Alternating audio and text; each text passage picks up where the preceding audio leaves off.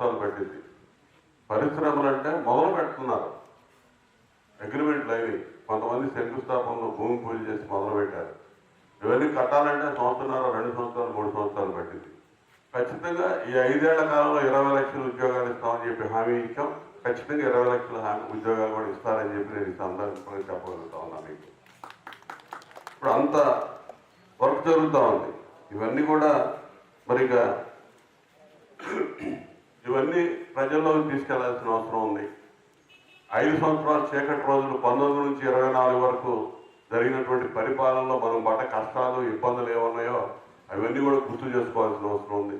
అసలు మీరందరూ కూడా ప్రతి ఒక్కరు కూడా ఆ రోజులు ఒకసారి గుర్తు చేసుకోండి. ప్రతిరోజు ఒక 5 నిమిషాలు 19 నుంచి 24 వరకు జరిగినటువంటి రోజులు ఆ పరిపాలన గుర్తు చేసుకోండి. ప్రతిదానికి మనం ఏదో అడగటమో లేకపోతే బాధపడటమో, ఏదో రాలేదు, ఏదో వస్తుంది అనుకుంటే ఏదో జరిగింది అనేది ఒక అసహనం, అసంతృప్తి పడవద్దు. ఇది ఒక సిస్టంలో పోతూ ఉంటుంది. తెలుగుదేశం ప్రభుత్వం అంటే అడ్డగోలు ప్రభుత్వం కాదు, అడ్డగోలు పార్టీ కూడా కాదు. 44 సంవత్సరాలు క్రమశిక్షణాయుతంగా అంగుళం పెరుగుతూ వచ్చినటువంటి పార్టీ, బలమైన పునాదులు ఉన్నటువంటి పార్టీ. ఇక అసలు వ్యక్తులు ముఖ్యం కాదు, పార్టీ వ్యవస్థ ముఖ్యం. ఈ వ్యవస్థ బ్రహ్మాండంగా మనగలిగితేనే మన భవిష్యత్తు, ప్రజల భవిష్యత్తు, రాష్ట్ర భవిష్యత్తు బాగుంటుందనే ఉద్దేశంతో కొన్ని త్యాగాలకు కూడా సిద్ధమై నిరంతరం కష్టపడి పనిచేయాల్సిన అవసరం ఉంది. ఏదో అధికారం వచ్చింది, ఏదో చేసిన ఆ రోజు ఏదో చేసిన ఏదో వచ్చిందనే కాదు, మళ్ళా అటువంటి చీకటి రోజులు రాకూడదనే ఆలోచనతో మనం నిరంతరం ఆలోచన చేయాల్సిన అవసరం ఉందని చెప్పి సందర్భంగా మీకు గుర్తు చేస్తాము. మన నియోజకవర్గం వరకు ఖచ్చితంగా కార్యకర్తలకి ఎక్కడ కూడా అన్యాయం జరగదు. ఎవరు కూడా ఎక్కువ ఊహించుకుంటే మనం చెప్పలేము, కానీ ఖచ్చితంగా ప్రతి ఒక్కరిని గుర్తించడం జరిగింది. వాళ్ళ స్థాయిలో వాళ్ళు ఇప్పుడు ఇచ్చిన పదవులు కానీ, పార్టీలో కానీ, ప్రభుత్వంలో కానీ, మన స్థాయిలో, మన పరిస్థితుల్లో, మన ప్రాంతంలో మన దగ్గర ఉన్నటువంటి పదవులన్నీ కూడా నేను దాదాపు చాలా వరకు ఎవరు వేలెత్తి చూపకుండానే ఇప్పటి వరకు మనం భర్తీ చేశాం. రాబోయే స్థానిక సంస్థల ఎన్నికలు కూడా ఖచ్చితంగా అదేవిధంగా మనం ముందుకెళ్తాం. మనతో పాటు కలిసి వస్తున్నటువంటి పార్టీలుగా ఉన్నటువంటి జనసేన పార్టీ, బీజేపీ పార్టీని కూడా మనం కలుపుకొని ముందుకెళ్లాల్సిన అవసరం ఉంది. విస్తృతమైన ప్రయోజనాల దృష్ట్యా, రాష్ట్రంలో విస్తృతమైన ప్రయోజనాల దృష్ట్యా కూటమి ప్రభుత్వం ఆవశ్యకత.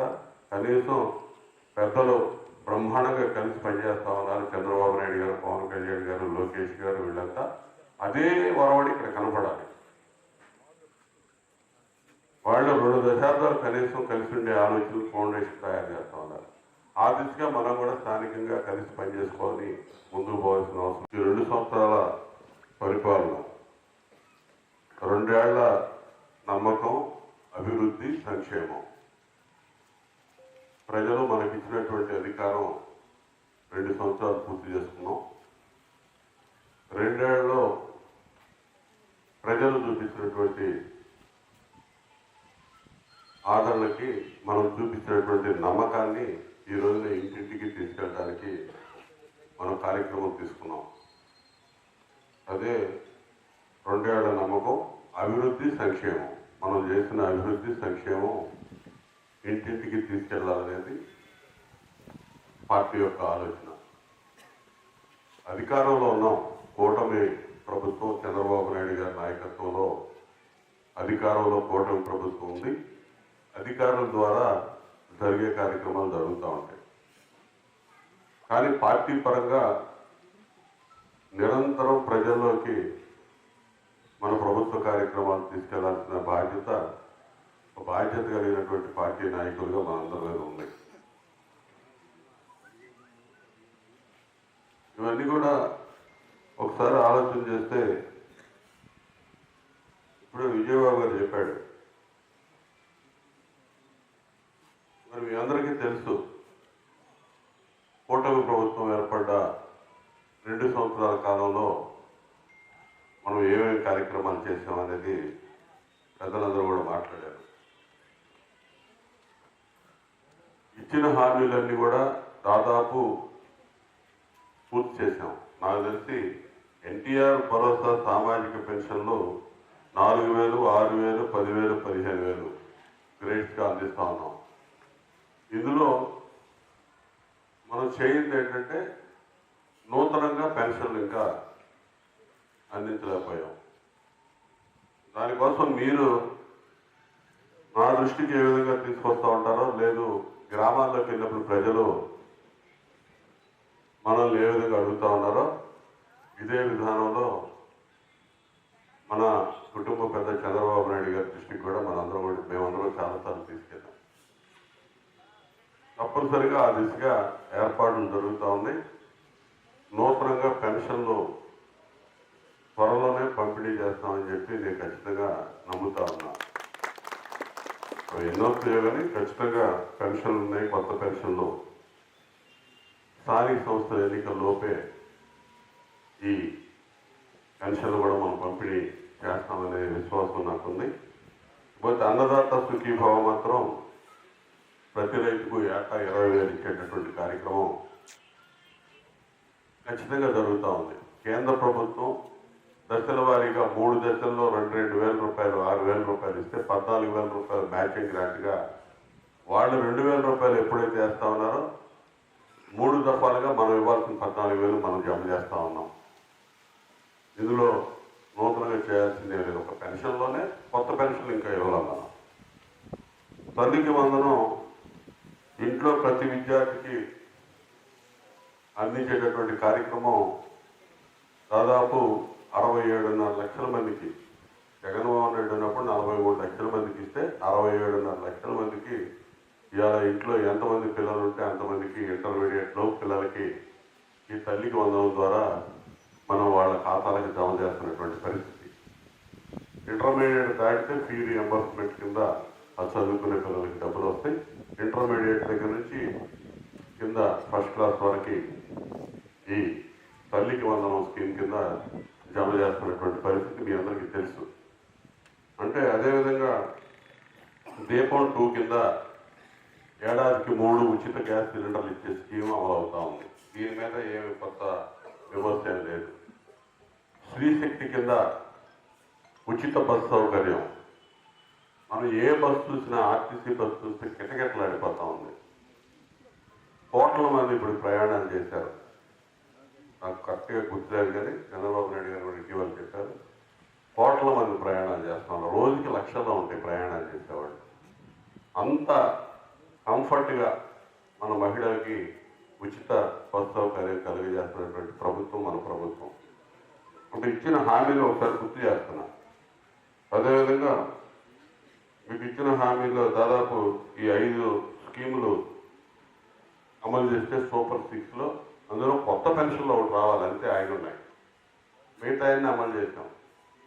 ఆ 1,500 పథకం అది కొంచెం పెట్టారంటే ఆ 3 నిమిషాలు ఆ ఇంటి దగ్గర స్పేర్ చేసి మనం స్పెండ్ చేసి వాళ్ళకి వివరంగా ఈ పాంప్లెట్ ఇచ్చి పాంప్లెట్కి సంబంధించి లేదా వాళ్ళ యోగక్షేమాల గురించి వారు ఏమైనా చెప్తే మీరు విని మంచిగా ప్రభుత్వం గురించి మన పార్టీ గురించి 2 మాటలు చెప్పి 3 నిమిషాలు ఇంటికి మీరు కేటాయించాలి. ఆ కేటాయించే విధానం కోసమే ఈ 3 నిమిషాలకు ఒక ఫోటోని అప్లోడ్ అయ్యి అది కూడా దృష్టిలో పెట్టుకోవాలి. అంటే 90 నిమిషాలు గంటన్నర తిరగాలి ప్రతిరోజు. అంటున్నారు సరదాగా మీరు ఉదయం సాయంత్రం షెడ్యూల్ వేసుకొని తిరగవచ్చు, పెద్ద ఇబ్బంది ఏం కాదు. వాకింగ్ చేసినట్టు చేస్తే ఆరోగ్యానికి మంచిది, పరిచయాలు పెరుగుతాయి. లోకల్ బాడీ ఎన్నికలకి అక్కడ ఉన్నటువంటి స్థానికులతో పరిచయాలు కానీ రేపు వారి నుంచి ఏ ఇంట్లో ఎవరున్నారు ఏంటి, వారి యొక్క మనస్తత్వం ఏంటి, వాళ్ళ ఇతరులు అనుకూలంగా ఉన్నారు, ఇవన్నీ కూడా బేరీ చేయడానికి కూడా పనికొస్తుంది. ప్రధానంగా పెట్టిందే కార్యక్రమం లోకల్ బాడీ స్థానిక సంస్థల ఎన్నికలు దృష్టిలో పెట్టుకొని ఈ కార్యక్రమం పెట్టారనేది వాస్తవం. దాన్ని దృష్టిలో పెట్టుకొని మనం కూడా క్షేత్రస్థాయిలో పనిచేసుకోవాల్సిన అవసరం ఉందనేది ఇలా సిన్సియర్గా పనిచేయమని చెప్పి మీ అందరూ కూడా అప్పీల్ చేస్తా ఉన్నాం. ఇవాళ దాదాపు 269 అన్న క్యాంటీన్లు అక్కడ మన నియోజకవర్గంలో పట్టిప్రోల్లో కూడా బ్రహ్మాండంగా సాగుతూ ఉంది. మరి అటు వెళ్ళినప్పుడు మీరు కూడా ఎవరైనా వెళ్ళొచ్చు. అక్కడికి బ్రహ్మాండంగా ఆ కార్యక్రమం నడుస్తూ ఉంది. చేనేతలకు 200 రూపాయలు అవి, అదేవిధంగా పవర్ లూమ్లకు 500 యూనిట్ల వరకు ఉచిత విద్యుత్ అందిస్తూ ఉన్నారు. మత్స్యకారులకి 20,000 రూపాయలు ఏటా వాళ్ళ ఖాతాలకు జమ చేస్తుంది. కానీ ఆటో డ్రైవర్ల సేవలో అని 15,000 రూపాయలు వాళ్ళకి ఇస్తున్నది. కానీ ఇవన్నీ కూడా మనం చెప్పకుండా చేస్తాం. సూపర్ 6 స్కీములు కాకుండా కొత్త స్కీములు. దాంతోపాటు పోలవరం నిర్మాణం గతంలో 72% 14-19 మధ్యలో నిర్మాణం జరిగితే ఆ స్కీము అర్ధాంతరంగా వాళ్ళు నాశనం చేసేసి వదిలేస్తే డయాఫ్రమ్ వారు కూడా కొట్టుకుపోతే అదనంగా మరో 1000 కోట్లు ఖర్చయింది. వాటన్నిటిని మళ్ళీ రీఎస్టిమేట్ చేసి శరవేగంగా ముందుకు పోతా ఉంది. 89% ఇప్పుడు పూర్తి చేశారు పోలవరం స్కీమ్. అమరావతి నిర్మాణం మీ అందరికీ తెలుసు. ఇప్పుడు 56,000 కోట్ల రూపాయల పనులు ఇప్పుడు జరుగుతూ ఉన్నాయి అమరావతిలో. ఈ 2 ఏళ్లలో అమరావతి నిర్మాణం దాదాపు అక్కడ ఆ భవనాల నిర్మాణం కానీ, రోడ్లు కానీ, ఇన్ఫ్రాస్ట్రక్చర్ కానీ మొత్తం పూర్తయింది. దీనికి తోడు మరి మీ అందరికీ తెలుసు ఇవాళ అనేక ఇబ్బందులు రైతాంగానికి సంబంధించి ఇలా ఎల్నినో ప్రభావం పూర్తిగా వర్షాభావ పరిస్థితులు ఉండి ఇలా నాటు వేయటం, నారువాళ్ళు పోసుకోవటం చాలా ఇబ్బందికరమైన పరిస్థితుల్లో, నీళ్లు రాని పరిస్థితుల్లో మళ్ళీ పట్టిసేవ తీసుకొచ్చి ఈరోజు మళ్ళా ఏదో ఒక విధంగా నీళ్ళు అందిస్తూ ఉన్నారు. అక్కడికి గొడవలు జరుగుతూ ఉన్నాయి. మీరందరూ ఫోన్లు చేస్తూ ఉన్నారు, అటు రాలేదు ఇటు రాలేదని. కానీ ఇబ్బందికరమైన పరిస్థితుల్లో కూడా చంద్రబాబు నాయుడు గారు ముందు చూపు ఆ రోజు తీసుకున్నటువంటి చర్యల వల్ల ఇవాళ మళ్ళా పట్టిసేవని మళ్ళా పునరుజ్జీవింపు చేసుకొని మళ్ళీ 7-8 సంవత్సరాల తర్వాత మళ్ళీ ఈ సంవత్సరం పట్టిసేవ మళ్ళీ మనకి పారే పరిస్థితి తీసుకొచ్చారు. కింద స్థాయి దాకా వెళ్ళి కూడా అందరితో మాట్లాడుతూనే ఉంటాను. నాకు కూడా ఏం పని లేదు కాబట్టి మీరు అప్రమత్తంగా ఉండాలి. ఖచ్చితంగా ఎవరు కష్టపడుతున్నారు, ఎవరు పని చేస్తున్నారు, ఎవరు అలసత్వంగా ఉన్నారు అనేది కూడా ప్రతిరోజు నేను కూడా స్వయంగానే గమనిస్తాను. నేను ఎందుకంటే ప్రతిదీ నేను చూస్తాను కాబట్టి ఆ పెద్ద పనేం కాదు. రోజు మానిటర్ చేసుకోవటం, ఏ రోజు ఏ పూతు ఎన్ని ఫోటోలు వచ్చినాయి అనేది మళ్ళీ మీరు అప్లోడ్ చేసిన ప్రతి రిపోర్ట్ వస్తూ ఉంటుంది కాబట్టి అది చూసుకొని ఇప్పుడు మీ అందరూ కూడా నేను కూడా పై ఎత్తున మానిటర్ చేస్తాను కాబట్టి మీరందరూ సిన్సియర్గా ఈ కార్యక్రమం మీద దృష్టి పెడతారని చెప్పి తెలియజేస్తా ఉన్నాను. అదేవిధంగా దీనికి సంబంధించి మీరు కొన్ని రోజుకు అదే గరిష్టంగా 30 ఇళ్ళు మాత్రమే సందర్శించడానికి అనుమతి ఉంటుంది. ప్రతి ఇంటి మధ్య కనీసం 3 నిమిషాలు విరామం ఉండాలి. ఉదయం సమయం కూడా ఉదయం 7:30 నుంచి రాత్రి 9 గంటల లోపు. ఉదయం 7:30 పొద్దున్న లేచినప్పుడు మీరు వెళ్ళారు, 1 గంటలో తిరిగితే అయిపోద్ది. ఉదయం 7:30 నుంచి సాయంత్రం 9 గంటల లోపే మీకు ఆ లింక్ ఉంటుంది. టైం కూడా వాళ్ళే పెట్టారు, పార్టీ నిర్ణయించింది. ఉదయం 7:30 నుంచి సాయంత్రం 9 గంటలకి లోపు ఇవన్నీ ఉంటాయి. ఫోటోతో ధృవీకరణ, ఇంటి సభ్యులకు కరపత్రాన్ని అందిస్తూ ఫోటో తీసి ధృవీకరించండి. ఇంకోటి కూడా ఇచ్చారు కానీ ఓటీపీ ధృవీకరణ అని, ఇది కొంచెం ఇబ్బందితో కూడుకున్న పని అనుకుంటా. ఫోటో మీరు వెళ్ళిన ప్రతి చోట ఆ వ్యక్తికి ఈ పాంప్లెట్ ఇచ్చి ఫోటో దిగి దాన్ని ఖచ్చితంగా తప్పనిసరిగా కొన్ని నియమాలు పాటించాలంట. అవి కూడా ఇందులో ఇచ్చారు. మనం చకచక తీసుకుంటా పోతే ఉపయోగం లేదు. కరపత్రాన్ని 2 చేతులతో సరిగ్గా పట్టుకోవాలి. వినండి బాగా. కరపత్రాన్ని నలిగిపోకుండా, వంకరగా లేకుండా 2 చేతులతో స్ట్రైట్గా నిటారుగా పట్టుకోవాలి. అప్పుడే ఫోటోలో కరపత్రం స్పష్టంగా కనిపిస్తుంది. మంచి లైటింగ్ ఉన్న చోట మాత్రమే స్పష్టంగా ఫోటో తీసుకోవాలి. అదేవిధంగా దూరం నుంచి కాకుండా 5 అడుగుల దూరంలోనే నిలబడి ఫోటో తీయాలి. కరపత్రం మీద అక్షరాలు, లోగోలు చేతులతో మూసివేయకుండా చూసుకోవాలి. ఫోటో తీసేటప్పుడు కెమెరా ఫోకస్ అయిన తర్వాతే క్లిక్ చేయాలి. ఇది నాకంటే మీకే ఎక్కువ తెలుసు. ఫోటో తీసేటప్పుడు కెమెరా ఫోకస్ అయిన తర్వాత క్లిక్ చేయాలంట. బ్లర్, ఆ మసక ఫోటోలు అవన్నీ తీస్తే మళ్ళీ అప్లోడ్ కావు. కరెక్ట్గా క్లియర్గా తీయాలి ఫోటో. ఫేస్ మ్యాపింగ్ బట్టి ఒకరితో ఒక ఫోటోలు మాత్రమే అంగీకరిస్తున్నాడు. ఒక్కొక్క మనిషికి ఒక ఫోటోలు తీయాలి. రెండోది తీస్తే మళ్ళీ చల్లదు. ఇది మళ్ళీ మీరు గ్రామంలో ఎక్కడెక్కడ తిరుగుతున్నారు, ఏం చేశారనేది జీపీఎస్ ట్రాకింగ్ ద్వారా అక్కడ చూస్తూ ఉంటారు. అది కూడా దృష్టిలో పెట్టాడు. టెక్నాలజీ అలా డెవలప్ అయిపోయింది. పూర్తిగా ఆర్టిఫిషియల్ ఇంటెలిజెన్స్, మిషన్ లెర్నింగ్, కొత్త విధానాలన్నీ వచ్చినాయి.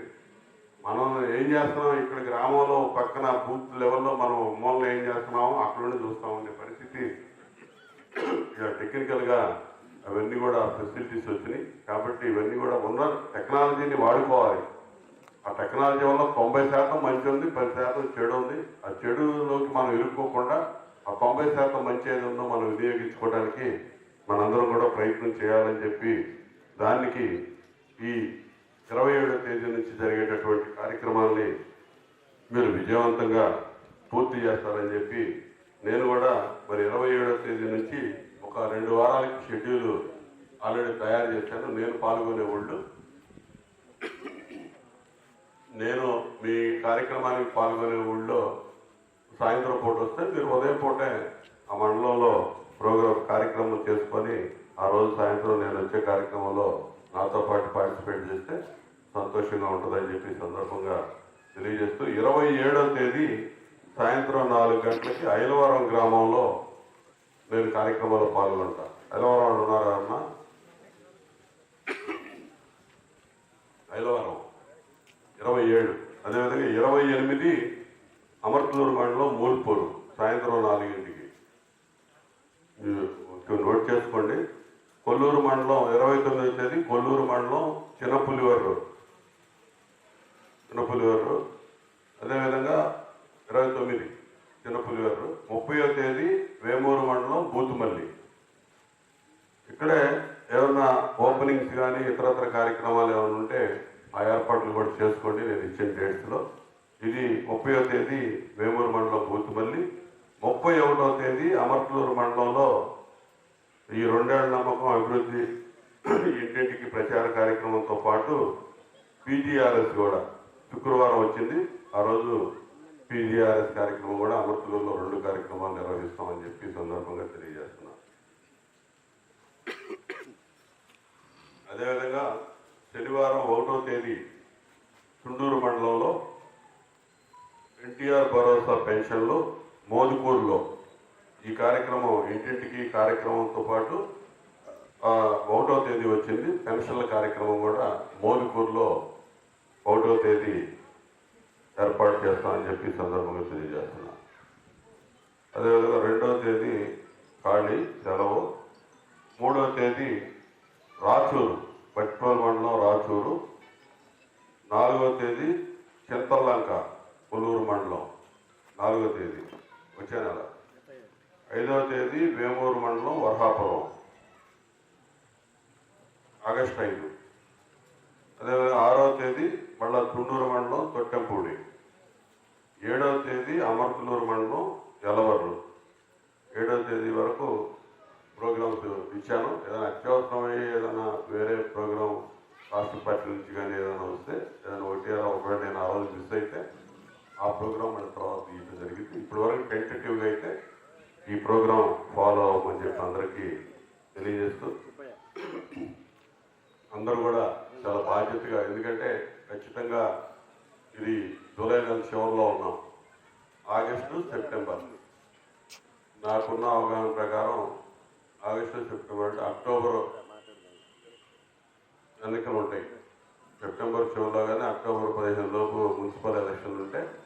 మండలాలకి వాటికి అక్టోబర్ చివరిలో ఎన్నికలు ఉంటాయి. నవంబర్లో పంచాయతీ ఎన్నికలు కూడా అయిపోతాయి.